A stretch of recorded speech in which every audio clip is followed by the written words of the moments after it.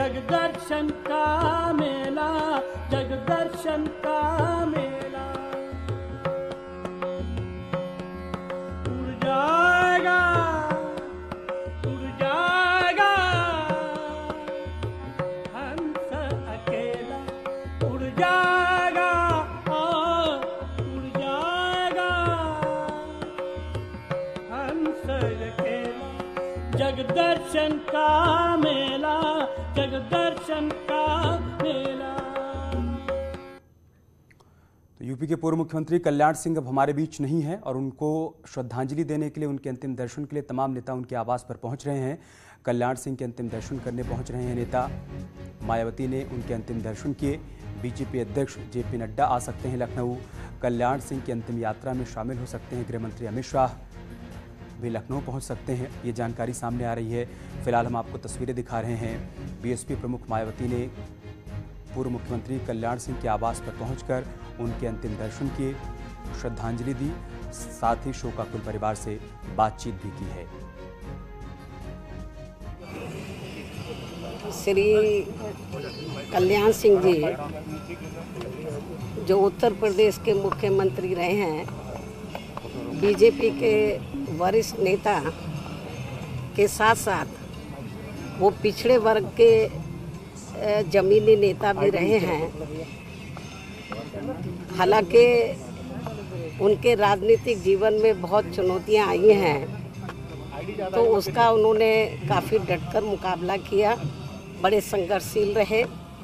उनके निधन पर हमारी पार्टी गहरा दुख प्रकट करती है और कुदरत से ये प्रार्थना करती है कि उनके अनुयायियों व उनके परिवार को इस दुख को सहन करने की शक्ति प्रदान करें। 4 तस्वीरें हम आपको दिखा रहे हैं। 89 साल की उम्र में पूर्व मुख्यमंत्री कल्याण सिंह का निधन हुआ।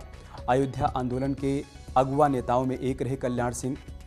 सोमवार को उनका अंतिम संस्कार किया जाएगा उनके पैतृक गांव में और 3 दिन का राजकीय शोक घोषित किया गया है उत्तर प्रदेश में। इस दौरान उनके पार्थिव शरीर को विधानसभा में रखा जाएगा, जहां पर पार्टी कार्यकर्ता, उत्तर प्रदेश के तमाम लोग, बड़े बड़े नेता उनके अंतिम दर्शन के लिए पहुंचेंगे और फिर बाद में पार्टी कार्यालय में भी उनके पार्थिव शरीर को रखा जाएगा। अंतिम दर्शन के लिए उनको श्रद्धांजलि दी जाएगी और फिर उनका पार्थिव शरीर उनके पैतृक गांव पहुंचेगा, जहां सोमवार को उनका अंतिम संस्कार किया जाएगा।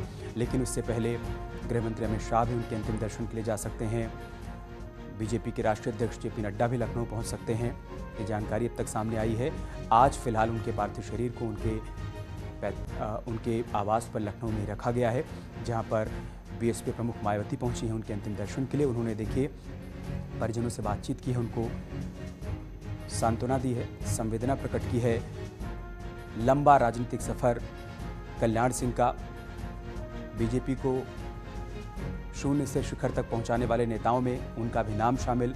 राम मंदिर आंदोलन के अग्रणी नेताओं में से एक, उनकी अगुवाई में कैसे उत्तर प्रदेश में बीजेपी ने सत्ता तक का सफर तय किया। फिलहाल आज वो हम सब के बीच नहीं है।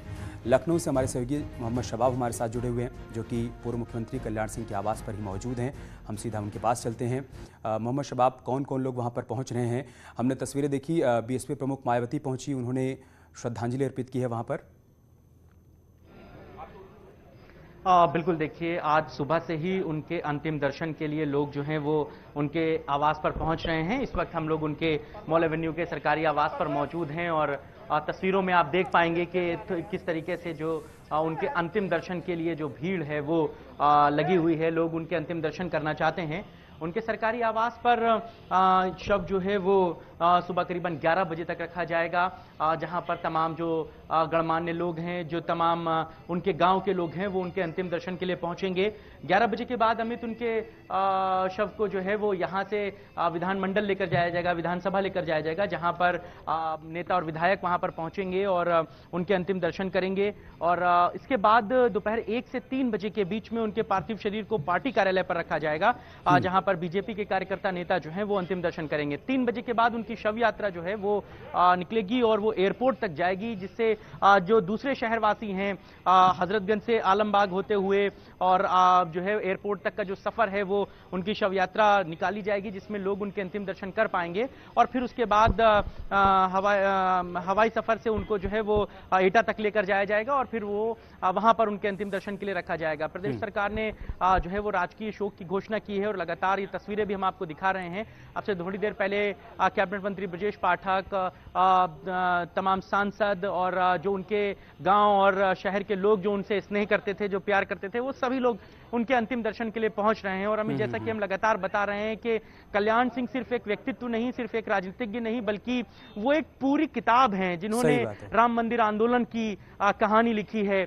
और जितने भी राजनीति के जानकार हैं, जिन्होंने सियासत को थोड़ा सा भी पढ़ा है, उन्होंने कल्याण सिंह को पढ़ा है। और कल्याण सिंह ने 1980 के दशक से अपनी जो सक्रिय राजनीति की पाठशाला, जिसमें उनकी भूमिका सबसे ऊंची मानी जाती थी, खासकर भारतीय जनता पार्टी में, और अटल बिहारी वाजपेयी और लालकृष्ण आडवाणी के बाद वो सबसे बड़े कद के नेता उस दौर में रहे हैं। उत्तर प्रदेश के एक बार नहीं 3 बार मुख्यमंत्री रहे हैं। कभी उन्होंने पार्टी छोड़ी, कभी पार्टी में शामिल हुए, लेकिन उनका कद कभी भी खत्म नहीं हुआ।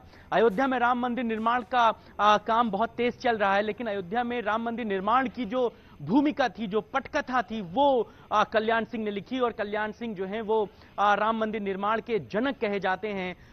हम लोगों ने तस्वीरों में देखा है और मैं अक्सर जब अयोध्या गया हूं और जितनी भी बातें होती हैं, जब भी बात अयोध्या में राम मंदिर निर्माण की होती है, सबसे पहला नाम लोग कल्याण सिंह का लेते हैं। उनको धन्यवाद देते हैं बाबूजी को कि अगर वो नहीं होते, उनकी वो शैली नहीं होती, उनकी वो सशक्त भूमिका नहीं होती, तो शायद अयोध्या में राम मंदिर निर्माण की जो पटकथा है वो शायद ना लिखी जा पाती। मुझे आज भी उनके मंच से दिए जाने वाले वो भाषण याद हैं, जिसमें वो सीधे तौर पर कहते हैं कि हाँ, मैंने राम मंदिर निर्माण के लिए अपनी आहुति दी है। कोई भी कार्रवाई होनी है, कोई भी पुलिसिया कार्रवाई होनी है, तो वो मुझ पर हो, मेरे कहने पे ये सारे कुछ हुआ। तो इस तरीके से एक नेता जो सीधे बात करता था, जिसकी शैली यही थी, जिसके कंठ से निकले हुए उद्घोष जो हैं वो लोगों में एक ऊर्जा का संचार करते थे, तो कल्याण सिंह वो शख्सियत थे।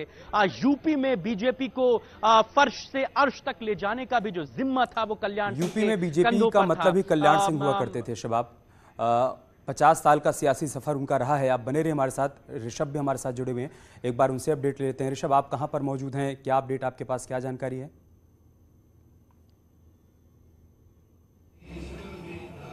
अभी देखिए, मैं भी इस वक्त कल्याण सिंह के जो पौत्र संदीप सिंह है, उत्तर प्रदेश सरकार में मंत्री हैं, उनके आवास पर मौजूद हूँ। यहीं पर कल्याण सिंह का पार्थिव शरीर रखा हुआ है। आप देख सकते हैं यहाँ पर उनके जो परिवार के लोग हैं वो खड़े हुए हैं। उत्तर प्रदेश सरकार के ACS होम जो सबसे बड़े अधिकारी हैं अवनीश अवस्थी, वो मौके पर हैं। तमाम इंतज़ामों का वो जायज़ा ले रहे हैं। आज दिन भर यहाँ पर VIPs का तांता लगा रहेगा। सरकार की ओर से वो खड़े हुए हैं और तमाम जायज़ा ले रहे हैं। हम कोशिश करेंगे उनसे बात करने। सर, आज सुबह से ही आप यहाँ पर पहुँच चुके हैं, क्या जिम्मेदारी आपके ऊपर है और कौन कौन VIPs आज आ रहे हैं सर? कि माननीय कल्याण सिंह जी के साथ हम लोग ने काम किया है। हम लोग आज कल रात से ही माननीय मुख्यमंत्री जी ने पूरी व्यवस्था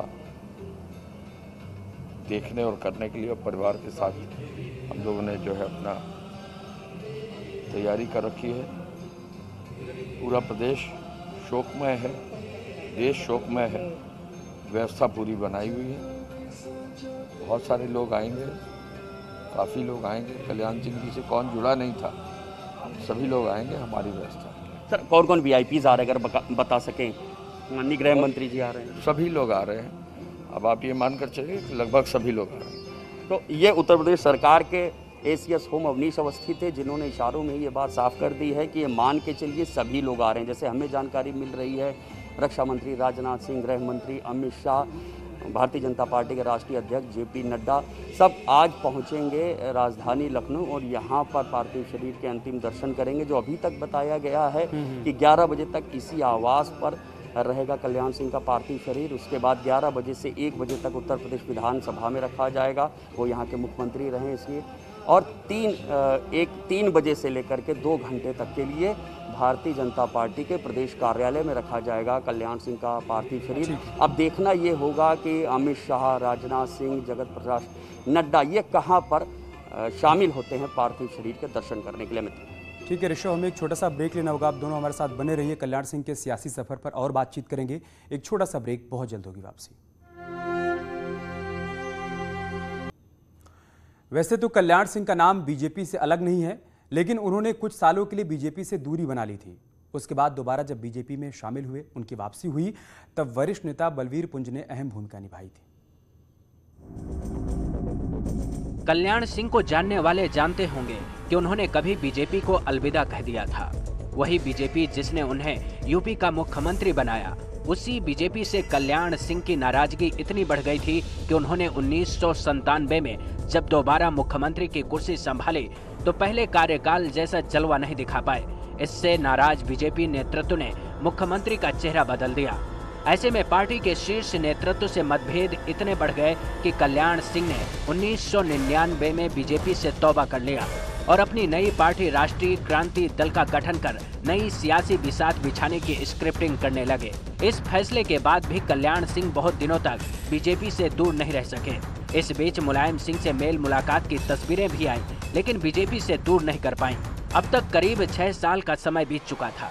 सियासत की नदी में पानी बहुत बह चुका था। तब एक बार फिर से बीजेपी के तत्कालीन राष्ट्रीय महासचिव प्रमोद महाजन ने बलवीर पुंज के साथ कल्याण सिंह की वापसी की सियासी बिसात बिछाई। कल्याण सिंह से बीजेपी के वरिष्ठ नेता बलवीर पुंज की करीबी ने एक बार फिर से बीजेपी में वापसी का रास्ता बनाया। तब जाकर 2004 में कल्याण सिंह ने बीजेपी ज्वाइन की। संघ और भारतीय जनता पार्टी के संस्कार मेरे रक्त के बूंद बूंद में समाये हुए हैं और इसलिए मेरी इच्छा है कि जीवन भर भाजपा में रहूं और जीवन का जब अंत होने को हो तो मेरा शव भी भारतीय जनता पार्टी के झंडे पर लिपट करके जाए।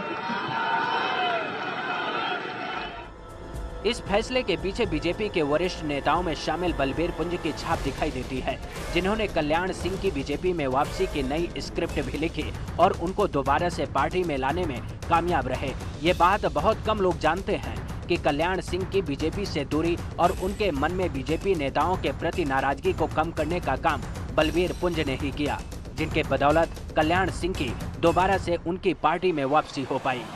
Bureau report, network 18।